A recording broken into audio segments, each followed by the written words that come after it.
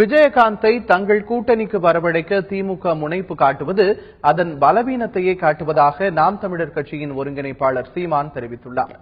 தஞ்சை பெரிய கோவிலுக்கு வந்த அவர் நாம் தமிழர் கட்சியின் செயல்பாட்டு வரைவு அறிக்கை புத்தகத்தை பெருவுடையார் பாதத்தில் வைத்து அர்ச்சனை செய்தார்.